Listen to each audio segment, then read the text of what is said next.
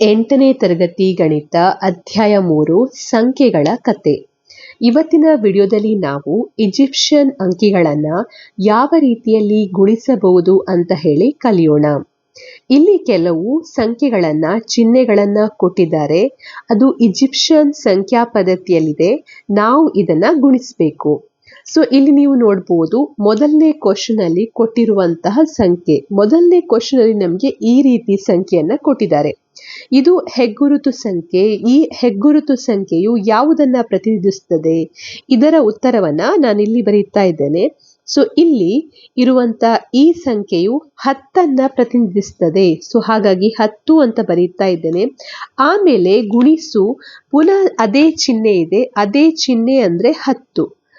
ಇದು 10 ಗುಣಿಸು 10 ಅಂದ್ರೆ 10ರ ಘಾತ. ಇಲ್ಲಿ 1 ಇದೆ, ಇಲ್ಲಿ 1 ಇದೆ, ಅಂದ್ರೆ 1 + 1 ಅಂದ್ರೆ 10ರ ಘಾತ 2 ಎನ್ನುವಂತ ಉತ್ತರ ಸಿಗ್ತದೆ ನಮ್ಗೆ. 10ರ ಘಾತ 2 ಅಂದ್ರೆ ನಾವು ಯಾವ ಚಿಹ್ನೆಯನ್ನ ಹಾಕ್ಬೋದು? ಈಜಿಪ್ಷಿಯನ್ ಸಂಖ್ಯಾ ಪದ್ಧತಿಯಲ್ಲಿ ನಾವು ಈ ಚಿಹ್ನೆಯನ್ನ ಹಾಕ್ಬೋದು. ಇದು 10ರ ಘಾತ 2 ಕೊಡ್ತದೆ. ನಂತರ ಕ್ವಶನ್ ನಂಬರ್ 2. ಈ ಕ್ವಶನ್ ನಂಬರ್ 2 ಅನ್ನ ನೀವು ಗಮನಿಸಿದ್ರೆ ಇಲ್ಲಿ ಕೊಟ್ಟಿರುವಂತದ್ದು ಏನು? ಇಲ್ಲಿ ಕೊಟ್ಟಿರುವಂತದ್ದು 10ರ ಘಾತ 2 ಈ ಚಿಹ್ನೆ. ಹಾಗಾಗಿ ಇದರ ಉತ್ತರವನ್ನ ಇಲ್ಲಿ ಬರೀತಾ ಇದ್ದೇನೆ. ಮೊದಲಿಗೆ 10ರ ಘಾತ 2 ಬರೀತೇನೆ. ನಂತರ ಕೊಟ್ಟಿರುವಂತ ಈ ಚಿಹ್ನೆಯು 10 ಸೂಚಿಸುತ್ತದೆ. 10 ಅಂದ್ರೆ 10ರ ಘಾತ 1. ಸೊ ಇಲ್ಲಿ 10ರ ಘಾತ 2 ಇದೆ, ಇಲ್ಲಿ 10ರ ಘಾತ 1 ಇದೆ. ಸೊ 10ರ ಘಾತ 2 + 1 ಅಂದ್ರೆ 10ರ ಘಾತ 3 ಕೊಡ್ತದೆ. 10ರ ಘಾತ 3 ಅಂದ್ರೆ ಇದನ್ನ ರೆಪ್ರೆಸೆಂಟ್ ಮಾಡುವಂತ ಚಿಹ್ನೆಯನ್ನ ನಾವು ಬರೀಬೇಕು. ಸೊ 10ರ ಘಾತ 3 ಅಂದ್ರೆ ಅದನ್ನ ನಾವು ಈ ರೀತಿಯಲ್ಲಿ ಬರೀತೇವೆ. ಈ ರೀತಿಯಲ್ಲಿ ಇದು 10ರ ಘಾತ 3 ಸೂಚಿಸುತ್ತದೆ. ನಂತರ ಕೊಟ್ಟಿರುವಂತಹ ಕ್ವಶನ್ ನಂಬರ್ 3. ಕ್ವಶನ್ ನಂಬರ್ 3 ಅಲ್ಲಿ ನೀವು ಕಾಣಬಹುದು, ನಮಗಿಲ್ಲಿ ಈ ಚಿಹ್ನೆಯನ್ನ ಕೊಟ್ಟಿದ್ದಾರೆ. ಈ ಚಿಹ್ನೆಯು ಯಾವುದನ್ನ ಸೂಚಿಸುತ್ತದೆ? 10ರ ಘಾತ 3 ಸೂಚಿಸುತ್ತದೆ. ಗುಣಿಸು 10. ಸೊ ಇದು ಏನು ಉತ್ತರವನ್ನ ಕೊಡ್ತದೆ? 10 ಅಂದ್ರೆ ನಾವಿಲ್ಲಿ 10ರ ಘಾತ 1 ಅಂತ ತೆಗೆದುಕೊಳ್ಬಹುದು. ಸೊ 10ರ ಘಾತ 3 + 1 ಅಂದ್ರೆ 10ರ ಘಾತ 4. 10ರ ಘಾತ 4 ಅಂದ್ರೆ ಅದನ್ನ ಪ್ರತಿನಿಧಿಸುವಂತಹ ಚಿಹ್ನೆಯನ್ನ ನೀವು ಹಾಕಬೇಕು. ಸೊ 10ರ ಘಾತ 4 ಎನ್ನುವಂಥದ್ದು ನಿಮ್ಗೆ ಈ ರೀತಿಯ ಚಿಹ್ನೆಯನ್ನ ಕೊಡ್ತದೆ. ಇದು 10ರ ಘಾತ 4. ನಂತರ 4ನೇ ಕ್ವಶನ್. ಇಲ್ಲಿ 4ನೇ ಕ್ವಶನ್ ಅಲ್ಲಿ ನಮಗೆ ಕೊಟ್ಟಿರುವಂತ ಮೊದಲ ಚಿಹ್ನೆ ಏನು? ಇದು 10ರ ಘಾತ 4 ಪ್ರತಿನಿಧಿಸುತ್ತದೆ. ಅದಕ್ಕೆ ನಾವು 10ರಿಂದ ಗುಣಿಸಬೇಕು. ಈ 10ನ ನಾವು 10ರ ಘಾತ 1 ಅಂತ ತೆಗೆದುಕೊಳ್ಬಹುದು. ಸೊ 4 + 1 ಅಂದ್ರೆ 10ರ ಘಾತ 5. ಸೊ 10ರ ಘಾತ 5 ಅಂದ್ರೆ ಇದು ನಮ್ಗೆ ಯಾವ ಚಿಹ್ನೆಯನ್ನ ಕೊಡ್ತದೆ? ಈ ರೀತಿ ಇರುವಂತ ಚಿಹ್ನೆಯನ್ನ ಕೊಡ್ತದೆ. ಸೊ ನೀವಿಲ್ಲಿ ಗುಣಲಬ್ಧವನ್ನ ಮಾಡುವಾಗ ಇಲ್ಲಿ ಕಾಣಬಹುದು, ನಾವು ಇಲ್ಲಿ ಮೊದಲಿಗೆ ಈ 2 ಚಿಹ್ನೆಗಳನ್ನ ಗುಣಿಸಿದಾಗ ನಮ್ಗೆ ಮುಂದೆ ಬರುವಂತಹ ನಂತರದ ಹೆಗ್ಗುರುತು ಸಂಖ್ಯೆ ಸಿಗ್ತದೆ. ಹಾಗೆ ನಂತರ ಈ 10ರ ಸ್ಕ್ವೇರ್ಗೆ ಪುನಃ 10ರಿಂದ ಗುಣಿಸಿದಾಗ ನಮ್ಗೆ ನಂತರ ಬರುವಂತ ಹೆಗ್ಗುರುತು ಸಂಖ್ಯೆ ಸಿಗ್ತದೆ. ಈ ರೀತಿಯಲ್ಲಿ 10ರ ಘಾತ 2, 10ರ ಘಾತ 3, 10ರ ಘಾತ 4, 10ರ ಘಾತ 5 ಪ್ರತಿಯೊಂದಕ್ಕೂ ಕೂಡ ನಾವು ಈ ಚಿಹ್ನೆಯಿಂದ ಗುಣಿಸಿದಾಗ ನಮಗೆ ಮುಂದಿನ ಹೆಗ್ಗುರುತು ಸಂಖ್ಯೆಯನ್ನು ಅದು ಕೊಡುತ್ತದೆ. ಈ ರೀತಿಯಲ್ಲಿ ನೀವು ಗುಣಲಬ್ಧವನ್ನ ಮಾಡಬಹುದು.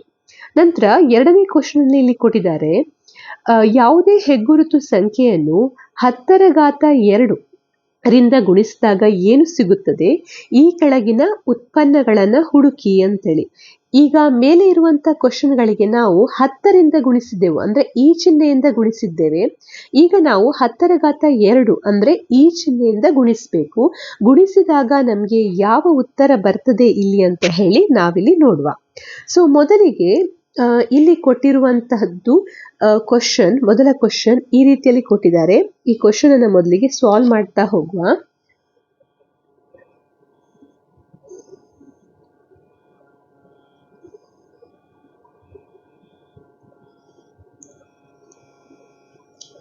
ಮೊದಲ ಕ್ವಶನ್ ಅನ್ನ ಬರೀತಾ ಇದ್ದೇನೆ. ಸೊ ಮೊದಲ ಕ್ವಶನ್ ಅಲ್ಲಿ ನಮಗೆ ಕೊಟ್ಟಿರುವಂತದ್ದು 10 ಮತ್ತೆ 10ರ ಘಾತ 2 ಪ್ರತಿನಿಧಿಸ್ತದೆ.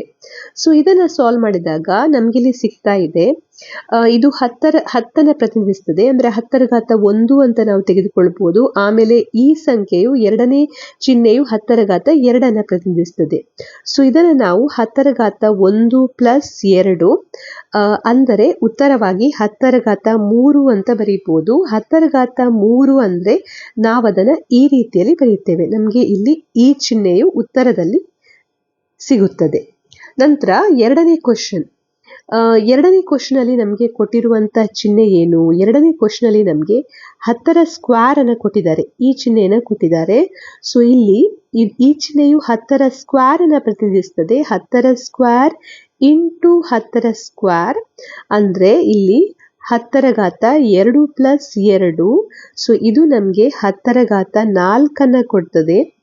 ಸೊ 10⁻4 ಅಂದ್ರೆ ಇದನ್ನ ಪ್ರತಿನಿಧಿಸುವಂತ ಚಿಹ್ನೆಯನ್ನ ನೀವು ಬರಿಬೇಕು. ಸೊ ಅದನ್ನ ಪ್ರತಿನಿಧಿಸುವಂತ ಚಿಹ್ನೆ ಇದು. ಸೊ 10⁻4. ನಂತರ ಕೊಟ್ಟಿರುವಂತಹ ಮೂರನೇ ಕ್ವಶನ್ ಅಲ್ಲಿ ನಮಗೆ ಈ ರೀತಿಯ ಚಿಹ್ನೆಯನ್ನ ಕೊಟ್ಟಿದ್ದಾರೆ. ಹಾಗೆ ಗುಣಿಸು 10⁻2ರಿಂದ ನಾವು ಗುಣಿಸಬೇಕು. ಸೊ ಈ ಚಿಹ್ನೆಯು ನಮಗೆ ಯಾವುದನ್ನ ಪ್ರತಿನಿಧಿಸ್ತದೆ? ಈ ಚಿಹ್ನೆಯು ನಮಗೆ 10⁻3 ಪ್ರತಿನಿಧಿಸ್ತದೆ. So 10⁻3 into 10⁻2. ಸೊ ಇಲ್ಲಿ ನಾವು ಕೂಡಿಸಿದಾಗ 10⁻3 + 2 ಅಂದ್ರೆ ನಮಗೆ 10⁻5 ಎನ್ನುವಂತ ಉತ್ತರ ಸಿಗ್ತಾ ಇದೆ.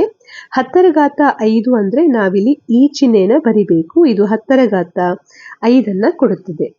ನಂತರ ನಾಲ್ಕನೇ ಕ್ವಶನ್ ಅಲ್ಲಿ ನೀವು ಕಾಣಬಹುದು ಈ ರೀತಿಯ ಚಿಹ್ನೆ ಇದೆ. ಹಾಗೆ ಇದನ್ನ 10ರ ಸ್ಕ್ವೇರ್ ಇಂದ ಗುಣಿಸ್ತಾ ಇದ್ದೇವೆ. ಸೊ ಈ ಚಿಹ್ನೆಯು 10⁻4 ಪ್ರತಿನಿಧಿಸುತ್ತದೆ. 4 ಇಂಟು 10ರ ಸ್ಕ್ವೇರ್ ಅಂದ್ರೆ ಇಲ್ಲಿ 10⁻4 + 2. ಸೊ ಇದು ನಮಗೆ 10⁻6 ಕೊಡ್ತದೆ. 10⁻6 ಅಂದ್ರೆ ನಾವಿಲ್ಲಿ ಈ ಚಿಹ್ನೆಯನ್ನ ಬರಿಬಹುದು, ಈ ಚಿಹ್ನೆನ ಬರಿಬೇಕು. ಸೊ ಈ ರೀತಿಯಲ್ಲಿ ಇದರ ಗುಣಲಬ್ಧವನ್ನ ನೀವಿಲ್ಲಿ ಮಾಡಬಹುದು. ಸೊ ನಾವಿಲ್ಲಿ 4 ಸಂಖ್ಯೆಗಳ ಗುಣಲಬ್ಧಗಳನ್ನ ಮಾಡಿದ್ದೇವೆ. ನಂತರ ಇಲ್ಲಿ ಪುನಃ ಇಲ್ಲಿ ಗುಣಲಬ್ಧವನ್ನ ಮಾಡಬೇಕು. ಇಲ್ಲಿ ಕೆಲವೊಂದು ಕ್ವಶನ್ಸ್ಗಳನ್ನು ಕೊಟ್ಟಿದ್ದಾರೆ. ಇವುಗಳ ಗುಣಲಬ್ಧವನ್ನ ಕಂಡುಹಿಡಿಯಿರಿ ಅಂತ ಕೊಟ್ಟಿದ್ದಾರೆ. ಸೊ ಇದರ ಗುಣಲಬ್ಧವನ್ನು ಕೂಡ ನಾವಿಲ್ಲಿ ಕಂಡುಹಿಡಿಯುವ. ಸೊ ಇದರ ಗುಣಲಬ್ಧವನ್ನ ಮೊದಲಿಗೆ ಕೊಟ್ಟಿರುವಂತಹ ಸಂಖ್ಯೆ ಏನು ಅಂತ ಹೇಳಿ ಇಲ್ಲಿ ನೋಡುವ. ಸೊ ಮೊದಲಿಗೆ ಇಲ್ಲಿ ಕೊಟ್ಟಿರುವಂತಹ ಸಂಖ್ಯೆ, ಈ ಸಂಖ್ಯೆನ ಬರೀತಾ ಇದ್ದೇನೆ. ಸೊ ನಮ್ಗಿಲ್ಲಿ ಕೊಟ್ಟಿದ್ದಾರೆ 10 ಮತ್ತೆ ಈ ಸಂಖ್ಯೆನ ಕೊಟ್ಟಿದ್ದಾರೆ, ಈ ಚಿಹ್ನೆನ ಕೊಟ್ಟಿದ್ದಾರೆ. ಸೊ ಇದನ್ನ ಸಾಲ್ವ್ ಮಾಡಬೇಕು. ಇದನ್ನ ಸಾಲ್ವ್ ಮಾಡಬೇಕಾದ್ರೆ ಈ ಚಿಹ್ನೆಯು ನಮಗೆ 10 ಪ್ರತಿನಿಧಿಸ್ತದೆ. ಅಂದ್ರೆ 10⁻1 ಅಂತ ನಾವು ಹೇಳ್ಬೋದು. ಹಾಗೆ ಎರಡನೇ ಚಿಹ್ನೆಯು ನಮಗೆ ಯಾವ ಸಂಖ್ಯೆಯನ್ನು ಪ್ರತಿನಿಧಿಸ್ತದೆ? ಎರಡನೇ ಚಿಹ್ನೆಯು 10⁻5 ಪ್ರತಿನಿಧಿಸ್ತದೆ. ಸೊ ಇದನ್ನು ನಾವು ಹೇಗೆ ಬರೀಬಹುದು? 10⁻1 + 5 ಅಂದ್ರೆ 10⁻6 ಅಂತ ಬರೀಬಹುದು. ಹಾಗೆ 10⁻6 ಅಂತ ಹೇಳಿದ್ರೆ ನಾವು ಅದನ್ನ ಈ ಚಿಹ್ನೆಯ ಮೂಲಕ ಪ್ರತಿನಿಧಿಸಬಹುದು. ಸೊ ಇದು 10⁻6 ಕೊಡ್ತದೆ. ನೀವು ಈ ಹೆಗ್ಗುರುತು ಸಂಖ್ಯೆಗಳನ್ನ ಸರಿಯಾಗಿ ಬರಿಬೇಕು. ನಾನಿಲ್ಲಿ ಬರೆಯುವಾಗ ಸ್ವಲ್ಪ ಆಚೀಚೆ ಆಗಿರ್ಬೋದು. ನಂತರ ಕೊಟ್ಟಿರುವಂತಹ ಕ್ವಶನ್ ನಂಬರ್ 2 ಅಲ್ಲಿ ನಮಗೆ ಈ ಚಿಹ್ನೆಯನ್ನ ಕೊಟ್ಟಿದ್ದಾರೆ. ಇದನ್ನ ನಾವು ಸಾಲ್ವ್ ಮಾಡಬೇಕು. ಸೊ ಮೊದಲಿಗೆ ಈ ಮೊದಲ ಚಿಹ್ನೆ ಏನಿದೆ ಇದು ಏನನ್ನ ಪ್ರತಿನಿಧಿಸ್ತದೆ? 10ರ ಸ್ಕ್ವೇರ್ ಅನ್ನ ಪ್ರತಿನಿಧಿಸ್ತದೆ. ಆಮೇಲೆ ನಂತರ ಇರುವಂತ ಚಿಹ್ನೆಯು 10⁻3 ಪ್ರತಿನಿಧಿಸ್ತದೆ. ಸೊ ಇದೆರಡನ್ನ ಆಡ್ ಮಾಡಿದಾಗ 2 + 3 ಅಂದ್ರೆ 10⁻5 ಎನ್ನುವಂತ ಉತ್ತರ ಸಿಗ್ತದೆ. ಹಾಗೆ 10⁻5 ನಾವು ಈ ರೀತಿಯಲ್ಲಿ ಪ್ರತಿನಿಧಿಸಬಹುದು. ನಂತರ ಇರುವಂತಹ ಮೂರನೇ ಕ್ವಶನ್ ಅಲ್ಲಿ ನಮಗೆ ಕೊಟ್ಟಿರುವಂತಹ ಚಿಹ್ನೆ ಈ ಚಿಹ್ನೆ ಮತ್ತೆ ಈ ಚಿಹ್ನೆ. ಸೊ ಈ ಎರಡು ಚಿಹ್ನೆಗಳ ಚಿತ್ರವನ್ನ ಇಲ್ಲಿ ಮೊದಲು ಬಿಡಿಸ್ತಾ ಇದ್ದೇನೆ. ಒಂದೇ ರೀತಿಯ ಚಿಹ್ನೆಯನ್ನ ಕೊಟ್ಟಿದ್ದಾರೆ. ಸೊ ಈ ಚಿಹ್ನೆಯು ಯಾವ ಸಂಖ್ಯೆಯನ್ನ ಪ್ರತಿನಿಧಿಸುತ್ತದೆ? ಈ ಚಿಹ್ನೆಯು 10⁻3 ಪ್ರತಿನಿಧಿಸುತ್ತದೆ. ಸೊ 10⁻3 ಇಂಟು 10⁻3 ಅಂದ್ರೆ 10⁻3 + 3 10⁻6. ಹಾಗೆ 10⁻6 ಅಂದ್ರೆ ನಮ್ಗಿಲ್ಲಿ ಉತ್ತರದಲ್ಲಿ ಈ ರೀತಿಯ ಹೆಗ್ಗುರುತು ಸಂಖ್ಯೆ ಸಿಗ್ತದೆ. ನಂತರ ಕೊಟ್ಟಿರುವಂತಹ ನಾಲ್ಕನೇ ಕ್ವಶನ್ ಅಲ್ಲಿ ನಮಗೆ ಈ ಚಿಹ್ನೆಯನ್ನ ಕೊಟ್ಟಿದ್ದಾರೆ. ಹಾಗೆ ಇನ್ನೊಂದು ಚಿಹ್ನೆಯನ್ನ ಕೊಟ್ಟಿದ್ದಾರೆ. ಸೊ ಇದನ್ನ ಗುಣಲಬ್ಧವನ್ನ ಮಾಡಬೇಕು. ಸೊ ಇಲ್ಲಿ ಇದರ ಗುಣಲಬ್ಧವನ್ನ ಮಾಡುವಾಗ ಈ ಮೊದಲ ಚಿಹ್ನೆ ಏನಿದೆ, ಈ ಮೊದಲ ಚಿಹ್ನೆಯು 10⁴ ಪ್ರತಿನಿಧಿಸ್ತದೆ. ನಂತರ ಎರಡನೇ ಚಿಹ್ನೆಯು 10⁻⁴ ಪ್ರತಿನಿಧಿಸ್ತದೆ. ಅಂದ್ರೆ ನಾವಿದನ್ನ ಹೇಗೆ ಬರೀಬಹುದು, 10⁴ ಪ್ಲಸ್ 6. ಸೊ ಇದು ನಮ್ಗೆ 10⁻10 ಕೊಡ್ತದೆ. 10⁻10 ಹೋಲುವಂತ ಯಾವುದೇ ಹೆಗ್ಗುರುತು ಸಂಖ್ಯೆ ಈ ಈಜಿಪ್ಷಿಯನ್ ಪದ್ಧತಿಯಲ್ಲಿ ಇಲ್ಲ. ಆದ್ರೆ ನಾವು ಅದನ್ನ ಈ ರೀತಿಯಲ್ಲಿ ಬರೀಬಹುದು, 10⁻7 ಇಂಟು 10⁻3 ಈ ರೀತಿಯಲ್ಲಿ ಬರೀಬಹುದು. ಯಾಕೆಂದ್ರೆ 10⁻7 ಅಂದ್ರೆ ನಮ್ಗೆ ಈ ಚಿಹ್ನೆ ಅಂತ ಗೊತ್ತಿದೆ. ಹಾಗೆ 10⁻3 ಅದನ್ನು ಪ್ರತಿನಿಧಿಸುವಂತ ಚಿಹ್ನೆ ಯಾವುದು, ಅದು ಈ ಚಿಹ್ನೆ. ಸೊ ಈ ಎರಡು ಚಿಹ್ನೆಗಳನ್ನ ನೀವು ಈ ರೀತಿಯಲ್ಲಿ ಹಾಕಿ ಇಲ್ಲಿ ಗುಣಲಬ್ಧವನ್ನ ಮಾಡ್ಬೋದು. ಸೊ ಇದು ಈ ಕ್ವಶನ್ನ ಆನ್ಸರ್. ನಂತರ ಮುಂದೆ ಇಲ್ಲಿ ಏನು ಕೊಟ್ಟಿದ್ದಾರೆ ಅಂತ ನೋಡುವ. ಹೀಗಾಗಿ ಯಾವುದೇ ಎರಡು ಹೆಗ್ಗುರುತು ಸಂಖ್ಯೆಗಳ ಗುಣಲಬ್ಧವು ಹೆಗ್ಗುರುತು ಸಂಖ್ಯೆ ಆಗಿದೆ. ಸೊ ನಾವಿಲ್ಲಿ ಗುಣಲಬ್ಧ ಮಾಡಿದಾಗ ನೋಡಿದ್ದೇವೆ ಯಾವುದೇ ಎರಡು ಸಂಖ್ಯೆಗಳನ್ನ ಗುಣಿಸಿದಾಗ ನಮಗೆ ಸಿಗುವಂತ ಸಂಖ್ಯೆ ಕೂಡ ಒಂದು ಹೆಗ್ಗುರುತು ಸಂಖ್ಯೆಯೇ ಆಗಿದೆ ಅಂತೇಳಿ. ನಾವು ರಚಿಸಿದ ಆಧಾರ 5 ಪದ್ಧತಿಯಲ್ಲಿ ಈ ಗುಣವು ನಿಜವಾಗಿದೆಯೇ? ಆಧಾರ ಸಂಖ್ಯೆಗಳನ್ನ ಹೊಂದಿರುವ ಯಾವುದೇ ಸಂಖ್ಯಾ ಪದ್ಧತಿಗೆ ಇದು ಅನ್ವಯಿಸುತ್ತದೆಯೇ ಅಂತ ಹೇಳಿ ಇಲ್ಲಿ ಕೇಳಿದ್ದಾರೆ. ಅಂದ್ರೆ ಈಗ ನಾವು ಇದೇ ಸಂಖ್ಯಾ ಪದ್ಧತಿಯನ್ನ ಬೇರೆ ಸಂಖ್ಯಾ ಪದ್ಧತಿಯ ಜೊತೆ, ಅಂದ್ರೆ ಆಧಾರ 5 ಸಂಖ್ಯಾ ಪದ್ಧತಿಯ ರೀತಿಯಲ್ಲಿ ಮಾಡಬಹುದಾ, ಅನ್ವಯಿಸ್ತದಾ ಅಂತ ಕೇಳಿದ್ದಾರೆ. ಸೊ ಇದಕ್ಕೆ ಉತ್ತರವಾಗಿ ನಾವು ಹೌದು ಅಂತ ಹೇಳ್ಬೋದು. ನಂತರ ಮುಂದೆ ಇನ್ನು ಗುಣಲಬ್ಧವನ್ನ ಯಾವ ರೀತಿಯಲ್ಲಿ ಮಾಡಬಹುದು ಅಂತ ಹೇಳಿ ಇಲ್ಲಿ ಕೊಟ್ಟಿದ್ದಾರೆ. ಈಜಿಪ್ಷಿಯನ್ ಪದ್ಧತಿಯಲ್ಲಿ ಒಂದು ಸಂಖ್ಯೆ ಮತ್ತು 10ರ ಗುಣಲಬ್ಧದ ಬಗ್ಗೆ ನಾವು ಏನು ತೀರ್ಮಾನಿಸಬಹುದು ಅಂತ ಹೇಳಿ. ಸೊ ಇಲ್ಲಿ ಒಂದು ಉದಾಹರಣೆಯನ್ನ ಕೊಟ್ಟಿದ್ದಾರೆ. ಸೊ ಇಲ್ಲಿ ನಾವು ವಿತರಣಾ ಗುಣವನ್ನ ಉಪಯೋಗಿಸಬೇಕು. ವಿತರಣಾ ಗುಣ ಅಂತ ಹೇಳಿದ್ರೆ ಇದನ್ನ ಡಿಸ್ಟ್ರಿಬ್ಯೂಟಿವ್ ಲಾ ಅಂತ ನಾವು ಹೇಳ್ತೇವೆ. ಸೊ ಈ ಲಾವನ್ನ ಉಪಯೋಗಿಸಿ ನಾವು ಇಲ್ಲಿ ಇದರ ಉತ್ತರವನ್ನ ಕಂಡುಹಿಡಿಬೇಕು. ಸೊ ಡಿಸ್ಟ್ರಿಬ್ಯೂಟಿವ್ ಲಾ ಇದನ್ನ ಉಪಯೋಗಿಸುವ. ಸೊ ಮೊದಲಿಗೆ ನಮಗೆ ಕೊಟ್ಟಿರುವಂತಹ ಕ್ವಶನ್ ಏನು, ಈ ಸಂಖ್ಯೆಯನ್ನ ಕೊಟ್ಟಿದ್ದಾರೆ, ಇದರ ಗುಣಲಬ್ಧವನ್ನ ಕಂಡುಹಿಡಬೇಕು. ಸೊ ಇದರ ಗುಣಲಬ್ಧವನ್ನ ನೀವು ನೋಡ್ಬೋದು. ಮೊದಲಿಗೆ 2 ಚಿಹ್ನೆಗಳಿವೆ, ಹಾಗೆ ನಂತರ ಒಂದು ಚಿಹ್ನೆ ಇದೆ. ಈ ರೀತಿ ಕೊಟ್ಟಾಗ ಇದನ್ನ ಯಾವ ರೀತಿಯಲ್ಲಿ ಬರೀಬಹುದು? ಸೊ ಮೊದಲಿಗೆ ಇದನ್ನ ಈ ರೀತಿಯಲ್ಲಿ ಕೊಟ್ರೆ, ಈಗ ಈ ರೀತಿ ಇರುವಂತಹ ಸಂಖ್ಯೆಗಳನ್ನ ನಾವು ಇದನ್ನ ಈ ಸಂಖ್ಯೆ ಮತ್ತೆ ಈ ಚಿಹ್ನೆ ಪ್ಲಸ್ ಆಗಿ ಬರಿಬಹುದು. ಸೊ ಆ ಜಾಗದಲ್ಲಿ ಈಗ ಈ ಜಾಗ ಏನಿದೆ ಇದರಲ್ಲಿ ಈ ಬೆಲೆಯನ್ನ ಹಾಕ್ತಾ ಇದ್ದೇನೆ. ಯಾಕೆಂದ್ರೆ ಈ 10ರ ಸ್ಕ್ವೇರ್ ಏನಿದೆ ಮತ್ತೆ 10ರ ಸ್ಕ್ವೇರ್ ಚಿಹ್ನೆ ಏನಿದೆ ಅದನ್ನ ನಾವು ಈ ರೀತಿಯಲ್ಲಿ ಬರೀಬಹುದು. ಹಾಗಾಗಿ ಪ್ಲಸ್ ಅಂತ ಬರೀತಾ ಇದ್ದೇನೆ. ಸೊ ಈ ಸಂಖ್ಯೆಗಳು ಇರುವಂತಹ, ಈ ಹೆಗ್ಗುರುತು ಸಂಖ್ಯೆಗಳು ಇರುವಂತಹ ಜಾಗದಲ್ಲಿ ಪ್ಲಸ್ ಹಾಕಿ ಬರೀತಾ ಇದ್ದೇನೆ. ಆಮೇಲೆ ನಾವಿಲ್ಲಿ ವಿತರಣಾ ಗುಣವನ್ನ ಇಲ್ಲಿ ಅನ್ವಯಿಸಬಹುದು. ವಿತರಣಾ ಗುಣ ಅಂತ ಹೇಳಿದ್ರೆ ಇಲ್ಲಿರುವಂತಹ ಈಗ ಉದಾಹರಣೆಗೆ a plus B into C ಅಂತ ಇದ್ರೆ ನಾವು ಡಿಸ್ಟ್ರಿಬ್ಯೂಟಿವ್ ಲಾ ಅಲ್ಲಿ ಅದನ್ನ ಹೇಗೆ ಬರೀತೇವೆ, a ಇಂಟು ಸಿ ಅಂತ ಬರೀತೇವೆ. ಹಾಗೆ ಪ್ಲಸ್ ನಂತರ ಇದು b ಇಂಟು ಸಿ ಅಂತ ಬರೀತೇವೆ. ಸೊ ಇದೇ ಗುಣವನ್ನ ನಾವಿಲ್ಲಿ ಉಪಯೋಗಿಸಬೇಕು. ಸೊ ನೀವಿಲ್ಲಿ ಕಾಣಬಹುದು, ಇಲ್ಲಿ ಈಗ ನಿಮ್ಗೆ ಈ ರೀತಿಯಲ್ಲಿ ಸಿಕ್ಕಿದೆ. ಅಂದ್ರೆ ಇದರ ಜೊತೆ ಕಂಪೇರ್ ಮಾಡಿದಾಗ ಇದು a, ಇದು b, ಹಾಗೆ ಇದು c ಅಂತ ತೆಗೆದುಕೊಳ್ಬಹುದು. ಸೊ ಇದು ಯಾವುದಕ್ಕೆ ಸಮವಾಗಿದೆ? ac ಗೆ ಸಮವಾಗಿದೆ. ಅಂದ್ರೆ ಈ ಸಂಖ್ಯೆ ಮತ್ತೆ ಈ ಸಂಖ್ಯೆಯನ್ನು ಒಟ್ಟು ಜೋಡಿಸಿ ಬರೀಬೇಕು. ಸೊ ನೀವಿಲ್ಲಿ ಕಾಣಬಹುದು.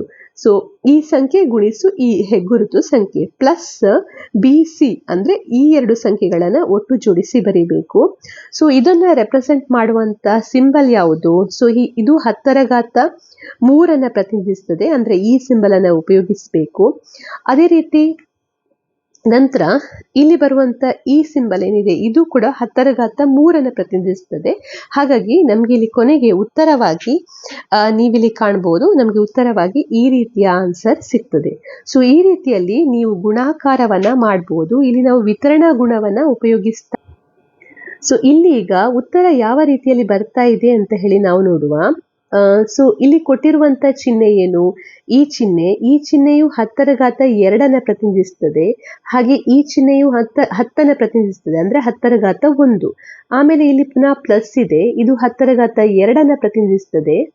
ನಂತರ ಇಲ್ಲಿ 10⁻1 ಪ್ರತಿನಿಧಿಸ್ತದೆ. ಸೊ ಇದನ್ನು ಆ್ಯಡ್ ಮಾಡಿದಾಗ 10⁻3 ಪ್ಲಸ್ 10⁻3 ಅಂತ ಸಿಗ್ತದೆ. ಸೊ 10⁻3 ಅಂದರೆ ನಾವು ಈ ಚಿಹ್ನೆಯನ್ನು ಬರೀಬೇಕು. ಸೊ ಈ ರೀತಿಯಲ್ಲಿ ನೀವು ವಿತರಣಾ ಗುಣವನ್ನು ಉಪಯೋಗಿಸಿ ಗುಣಾಕಾರವನ್ನು ಮಾಡ್ಬೋದು. ಹಾಗೆ ಇಲ್ಲಿ ಇನ್ನೊಂದು ಗುಣಲಬ್ಧವನ್ನು ಕೊಟ್ಟಿದ್ದಾರೆ. ಇದನ್ನು ಕೂಡ ನಾವು ವಿತರಣಾ ಗುಣವನ್ನು ಉಪಯೋಗಿಸಿ ಇದರ ಗುಣಾಕಾರವನ್ನು ಮಾಡಬೇಕು. ಸೊ ಮೊದಲಿಗೆ ಕೊಟ್ಟಿರುವಂಥದ್ದು ಈ ಸಂಖ್ಯೆ ಮತ್ತೆ ಈ ಇನ್ನೊಂದು ಸಂಖ್ಯೆಯನ್ನು ಗುಣಿಸಬೇಕು, ಈ ಎರಡು ಸಂಖ್ಯೆಗಳನ್ನು ಗುಣಿಸಬೇಕು. ಸೊ ಈ ರೀತಿ ಕೊಟ್ಟಾಗ ಇಲ್ಲಿ ತುಂಬಾ ಪದಗಳು ಇರುವಂತಹ ಸಂಖ್ಯೆಯನ್ನು ನಾವು ಬಿಡಿಸಿ ಬರೀಬಹುದು. ಸೊ ಇದನ್ನ ನಾನಿಲ್ಲಿ ಬಿಡಿಸಿ ಬರೀತಾ ಇದ್ದೇನೆ. ಒಂದೇ ರೀತಿಯ ಹೆಗ್ಗುರುತು ಸಂಖ್ಯೆಗಳನ್ನ ಪ್ಲಸ್ ಹಾಕಿ ಬರೀಬೇಕು. ಆಮೇಲೆ ಇಲ್ಲಿ ಇದು ಯಾವುದಕ್ಕೆ ಸಮವಾಗಿದೆ, ಇದು ಈಗ ಇದಕ್ಕೆ ಸಮವಾಗಿದೆ. ಹಾಗಾಗಿ ಇದರ ಜಾಗದಲ್ಲಿ ಇದನ್ನು ಹಾಕ್ತಾ ಇದ್ದೇನೆ. ಸೊ ಹಾಗಾಗಿ ಇದನ್ನ ಬರೀಬೇಕು, ಗುಣಿಸು n. ನಂತರ ಇಲ್ಲಿ ಈಗ ವಿತರಣಾ ಗುಣವನ್ನ ಉಪಯೋಗಿಸಬಹುದು. ಅಂದ್ರೆ ಈಗ ವಿತರಣಾ ಗುಣ ABC+C ಇಂಟು ಡಿ ಅಂತ ಇದ್ರೆ ಅದನ್ನು ನಾವು ಹೇಗೆ ಬರೀತೇವೆ, A into D plus B into D plus C into D ಅಂತ ಬರೀತೇವೆ. ಇದನ್ನ ಡಿಸ್ಟ್ರಿಬ್ಯೂಟಿವ್ ಲಾ ಅಂತ ಹೇಳ್ತೇವೆ. ಸೊ ಇದೇ ಗುಣವನ್ನ ನಾವೀಗ ಇಲ್ಲಿ ಉಪಯೋಗಿಸಬೇಕು. ಸೊ ಇದನ್ನ ಇದರ ಜೊತೆ ಗುಣಿಸ್ತಾ ಹೋಗ್ಬೇಕು. ಸೊ ಇಲ್ಲಿ ನೀವು ಗಮನಿಸಬಹುದು, ಇಲ್ಲಿ ಉದಾಹರಣೆಯನ್ನು ಕೊಟ್ಟಿದ್ದಾರೆ. A+B+C ಇಂಟು n ಅಂದ್ರೆ AN+BN+CN ಅಂತ ಇದೆ. ಸೊ ಅದೇ ಗುಣವನ್ನು ನಾವಿಲ್ಲಿ ಉಪಯೋಗಿಸಬೇಕು. ಸೊ ಇಲ್ಲಿ ಇರುವಂತಹ ಸಂಖ್ಯೆಗಳನ್ನ ಇದರ ಜೊತೆ ಗುಣಿಸ್ತಾ ಹೋಗ್ಬೇಕು. ಸೊ ಇದನ್ನ ಇದರ ಜೊತೆ ಗುಣಿಸಿದಾಗ ನಮಗೆ ಈ ಪದ ಸಿಗ್ತದೆ. ಹಾಗೆ ಇದನ್ನ ಇದರ ಜೊತೆ ಗುಣಿಸಿದಾಗ ನಮಗೆ ಈ ಪದ ಸಿಗ್ತದೆ. ಈ ಚಿಹ್ನೆಯನ್ನ ಇದರ ಜೊತೆ ಗುಣಿಸಿದಾಗ ನಮಗೆ ಈ ಪದ ಸಿಗ್ತದೆ. ನಂತರ ಇಲ್ಲಿ ಕೊಟ್ಟಿರುವಂತದ್ದು 10⁻2. ಇದು 10⁻2 ಸೂಚಿಸ್ತದೆ, ಇದು 10⁻1 ಸೂಚಿಸ್ತದೆ. ಆಮೇಲೆ ಇಲ್ಲಿ ನೀವು ಕಾಣಬಹುದು, ಇದನ್ನ ನಾವು ಇನ್ನೂ ಕೂಡ ಬಿಡಿಸಿ ಬರೀಬಹುದು. ಇದನ್ನ ಇದರ ಜೊತೆ ಗುಣಿಸಬಹುದು, ಇದನ್ನ ಇದರ ಜೊತೆ ಗುಣಿಸಬಹುದು. ಅಂದ್ರೆ ಈ ರೀತಿಯಲ್ಲಿ ಪ್ಲಸ್ ಈ ರೀತಿಯಲ್ಲಿ ಬರೀಬಹುದು. ನಂತರ ಇಲ್ಲಿ 1 ಮತ್ತೆ ಪುನಃ ಈ ಚಿಹ್ನೆ ಇದೆ. ಸೊ ಇದನ್ನ ಬಿಡಿಸಿ ಬರೆದಾಗ ಇಲ್ಲಿ ನಮಗೆ 10⁻2 ಪ್ಲಸ್ 1 ಅಂತ ಹೇಳಿದ್ರೆ 10⁻3. ಆಮೇಲೆ ಇದು ಏನನ್ನ ಪ್ರತಿನಿಧಿಸ್ತದೆ, 10 ಮತ್ತೆ 10. ಸೊ 10 ಇಂಟು 10 ಹಾಗೆ ಪ್ಲಸ್ ಇಲ್ಲಿ ಕೂಡ 10 ಇಂಟು 10 ಪ್ಲಸ್ ಇಲ್ಲಿ 1 ಇಂಟು 10 ಅಂತ ಇದೆ. ಸೊ ಇದು 10⁻3. ಹಾಗೆ ಇಲ್ಲಿ 1 ಪ್ಲಸ್ 1 ಅಂದ್ರೆ 10⁻2 ಕೊಡ್ತದೆ. ಹಾಗೆ ಇದು 10⁻2 ಕೊಡ್ತದೆ. ಆಮೇಲೆ ಇದು 10 ಕೊಡ್ತದೆ. ಸೊ 10⁻3 ಅಂದ್ರೆ ನಾವಿಲ್ಲಿ ಯಾವ ಚಿಹ್ನೆಯನ್ನ ಹಾಕಬೇಕು, ಈ ಚಿಹ್ನೆಯನ್ನ ಹಾಕಬೇಕು, 10⁻3. ಆಮೇಲೆ 10ರ ಸ್ಕ್ವೇರ್ ಅಂದ್ರೆ ಈ ಚಿಹ್ನೆನ ಹಾಕಬೇಕು, 10ರ ಸ್ಕ್ವೇರ್ ಈ ಚಿಹ್ನೆ, ಹಾಗೆ 10 ಈ ಚಿಹ್ನೆಯನ್ನ ಹಾಕಬೇಕು. ಈ ರೀತಿಯಲ್ಲಿ ನೀವು ಈ ವಿತರಣಾ ಗುಣವನ್ನ ಉಪಯೋಗಿಸಿ ಇಲ್ಲಿ ಗುಣಲಬ್ಧವನ್ನ ಕಂಡುಹಿಡಿಯಬಹುದು. ಹಾಗೆ ಇಲ್ಲಿ ಗುಣಲಬ್ಧವನ್ನ ಕಂಡುಹಿಡಿಲಿಕ್ಕೆ ನಮ್ಗೆ ಕೆಲವೊಂದು ಕ್ವಶನ್ಸ್ ಗಳನ್ನ ಕೊಟ್ಟಿದ್ದಾರೆ. ಈ ಕ್ವಶನ್ನ ಗುಣಲಬ್ಧವನ್ನ ನಾವೀಗ ಕಂಡುಹಿಡಿಯೋಣ. ಸೊ ಮೊದಲಿಗೆ ಇಲ್ಲಿ ಕೂಡ ಹಾಗೇನೆ, ಇಲ್ಲಿ ನಾವು ವಿತರಣಾ ಗುಣವನ್ನ ಉಪಯೋಗಿಸಿ ಇದರ ಗುಣಲಬ್ಧವನ್ನ ಕಂಡುಹಿಡಿಬೇಕು. ನಮ್ಗೆ ಕೊಟ್ಟಿರುವಂತಹ ಮೊದಲ ಪ್ರಶ್ನೆ ನೀವಿಲ್ಲಿ ಕಾಣ್ಬೋದು. ಸೊ ಇದನ್ನು ನಾನು ಮೊದಲಿಗೆ ಬರೆದು ತೆಗೆದುಕೊಳ್ತಾ ಇದ್ದೇನೆ. ಸೊ ಮೊದಲ ಕ್ವಶನ್ ಅನ್ನ ಬರೀತಾ ಇದ್ದೇನೆ. ಮೊದಲನೇ ಕ್ವಶನ್ ಅಲ್ಲಿ ನಮಗೆ ಕೊಟ್ಟಿದ್ದಾರೆ, ಈ ರೀತಿಯ ಚಿಹ್ನೆಗಳನ್ನ ಕೊಟ್ಟಿದ್ದಾರೆ. ಇದು 10ರ ಸ್ಕ್ವೇರ್ ಅನ್ನ ಪ್ರತಿನಿಧಿಸ್ತದೆ. ನಂತರ ಪುನಃ ಈ ಚಿಹ್ನೆ ಇದೆ, ನಂತರ ಈ ಚಿಹ್ನೆ ಇದೆ. ಇದನ್ನ ಗುಣಿಸಬೇಕು, ಇದರ ಜೊತೆ ಗುಣಿಸಬೇಕು.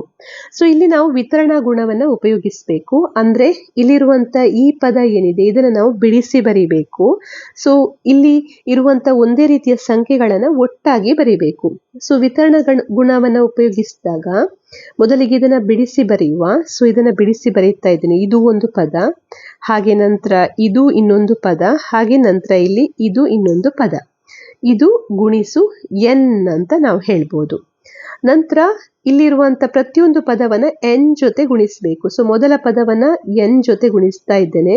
ಸೊ ಈ ಚಿಹ್ನೆಗಳನ್ನ ನೀವು ಸರಿಯಾಗಿ ಹಾಕಬೇಕು. ನಾನಿಲ್ಲಿ ಹಾಕುವಾಗ ಸ್ವಲ್ಪ ಆಚೀಚೆಯಾಗಿದೆ. ನಂತರ ಇಲ್ಲಿರುವಂತ ಇದನ್ನ ಇದರ ಜೊತೆ ಗುಣಿಸಬೇಕು. So n into n not n 10 into 10 ಇದನ್ನ ಈ ರೀತಿಯಲ್ಲಿ ಗುಣಿಸಬಹುದು. ಪ್ಲಸ್ ಮೂರನೇ ಚಿಹ್ನೆನ ಇದರ ಜೊತೆ ಗುಣಿಸಬೇಕು. ಸೊ 1 ಗುಣಿಸು 10. ಸೊ ಈ ರೀತಿಯಲ್ಲಿ ನಿಮಗೆ ಉತ್ತರ ಸಿಗ್ತದೆ.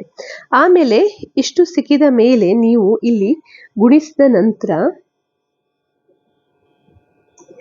ಇಲ್ಲಿ ಕಾಣ್ಬೋದು, ಇಲ್ಲಿ ಈ ರೀತಿ ಇದೆ. ಸೊ ಇದನ್ನ 5 ಸಲ ಇದರ ಜೊತೆ ಗುಣಿಸಬೇಕು. ಅಂದ್ರೆ ಇಲ್ಲಿ ನಮ್ಗೆ ಮೊದಲನೇ ಈ ಸಂಖ್ಯೆಯನ್ನ n ಜೊತೆ ಗುಣಿಸಬೇಕು, ಎರಡನೇ ಸಂಖ್ಯೆಯನ್ನ ಇದರ ಜೊತೆ ಗುಣಿಸಬೇಕು. ಅಂದ್ರೆ ಇಲ್ಲಿ ಈ ರೀತಿಯಲ್ಲಿ ನಮ್ಗೆ ಉತ್ತರ ಸಿಗ್ತದೆ. ಈ ಚಿಹ್ನೆ ಮತ್ತೆ ಪುನಃ ಈ ಚಿಹ್ನೆ, ಹಾಗೆ ಪುನಃ ಈ ಚಿಹ್ನೆ ಮತ್ತೆ ಈ ಚಿಹ್ನೆ, ಇದು ನಮ್ಗೆ 5 ಸಲ ಬರೀಬೇಕು ನಾವಿದನ್ನ. ಯಾಕೆಂದ್ರೆ ಇಲ್ಲಿ 5 ಚಿಹ್ನೆಗಳಿವೆ, ಹಾಗೆ ಇದು ಚಿಹ್ನೆ 1 ಸಲ ಇದೆ. ಸೊ ಹಾಗಾಗಿ ಅದನ್ನ 5 ಸಲ ಬರಿಬೇಕು. ಸೊ ಅದನ್ನ 5 ಸಲ ಬರೀತಾ ಇದ್ದೇನೆ. ಸೊ 5 ಸಲ.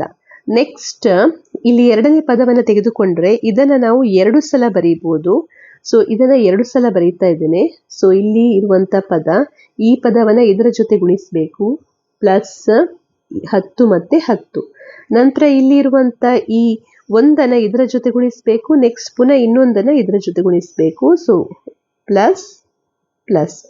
ಈಗ ಇದಕ್ಕೆ ಹೊಂದಿಕೊಂಡಿರುವಂತಹ ಚಿಹ್ನೆಗಳನ್ನ ಹಾಕಬೇಕು. ಸೊ ಇದು 10⁻2 ಪ್ರತಿನಿಧಿಸ್ತದೆ, ಹಾಗೆ ಈ ಚಿಹ್ನೆಯು 10 ಪ್ರತಿನಿಧಿಸ್ತದೆ. ಸೊ ಗುಣಿಸು 10⁻1 ಅಂತ ನಾವು ಹೇಳ್ಬೋದು. ಹಾಗೆ 10 ಸ್ಕ್ವೇರ್ ಗುಣಿಸು 10⁻1, 10 ಸ್ಕ್ವೇರ್ ಗುಣಿಸು 10⁻1, ನಂತರ ಪುನಃ 10 ಸ್ಕ್ವೇರ್ ಗುಣಿಸು 10⁻1 ಪ್ಲಸ್ 10 ಸ್ಕ್ವೇರ್ ಗುಣಿಸು 10⁻1. ನಂತರ ಇಲ್ಲಿರುವಂತ ಈ ಚಿಹ್ನೆಯು 10 ಸೂಚಿಸ್ತದೆ. ಸೊ 10 ಅಂದ್ರೆ 10⁻1 ಅಂತ ತೆಗೆದುಕೊಳ್ಬಹುದು. ಸೊ 10⁻1 ಇಂಟು 10⁻1, ಹಾಗೆ 10⁻1 ಇಂಟು 10⁻1, ಆಮೇಲೆ ಇಲ್ಲಿ 1 ಇಂಟು 10 ಪ್ಲಸ್ 1 ಇಂಟು 10. ಸೊ ಇಲ್ಲಿ ನಮಗೆ ಉತ್ತರದಲ್ಲಿ 10⁻3 ಸಿಗ್ತದೆ. ಹಾಗೆ ಇಲ್ಲಿ ಪ್ಲಸ್ 10⁻3, ಇಲ್ಲಿ ಕೂಡ 10⁻3, 10⁻3, 10⁻3. ಆಮೇಲೆ ಇಲ್ಲಿ ಮುಂದೆ 10⁻2, 10⁻2, ಹಾಗೆ 10⁻2. ನೆಕ್ಸ್ಟ್ ಇಲ್ಲಿ ನಮಗೆ 10 ಮತ್ತೆ 10 ಅಂತ ಸಿಗ್ತದೆ. ಇದನ್ನ ಈಗ ನಾವು ಚಿಹ್ನೆಯ ರೂಪದಲ್ಲಿ ಬರೀಬೇಕು. 10⁻3 ಅಂದ್ರೆ ನಾವು ಯಾವ ಚಿಹ್ನೆಯನ್ನ ಉಪಯೋಗಿಸ್ತೇವೆ ಅದನ್ನ ಬರೀಬೇಕು. ಈ ಚಿಹ್ನೆಯನ್ನ ನಾವು ಇಲ್ಲಿ ಬರೆಯುವಾಗ ಎಷ್ಟು ಸಲ ಬರೀಬೇಕು ಅಂದ್ರೆ ನೀವಿಲ್ಲಿ ಕಾಣ್ಬೋದು 5 ಸಲ ಇದೆ. ಅಂದ್ರೆ ಈ ಚಿಹ್ನೆಯನ್ನ ನೀವು 5 ಸಲ ಬರೀಬೇಕು.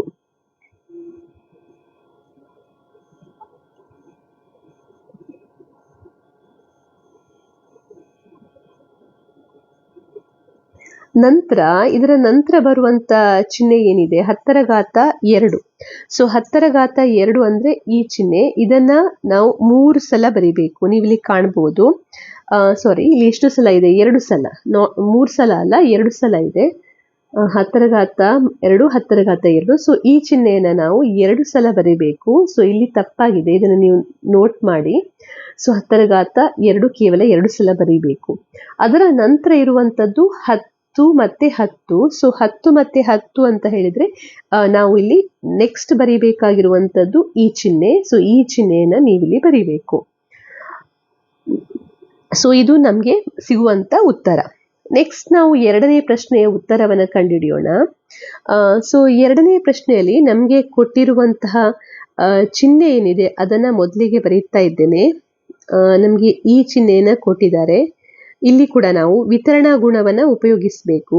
ಸೊ ಮೊದಲಿಗೆ ನಾವೇನ್ ಮಾಡಬೇಕು, ಈ ರೀತಿ ಕೊಟ್ಟಾಗ ತುಂಬಾ ಸಂಖ್ಯೆಗಳು ಇರುವಂತ ಪದ ಏನಿದೆ ಅದನ್ನ ಬಿಡಿಸಿ ಬರೀಬೇಕು. ಅಂದ್ರೆ ಇದನ್ನ ನಾನೀಗ ಬಿಡಿಸಿ ಬರೀತಾ ಇದ್ದೇನೆ. ಸೊ ಇದನ್ನ ಈ ರೀತಿಯಲ್ಲಿ ಬಿಡಿಸಿ ಬರೀತಾ ಇದ್ದೇನೆ.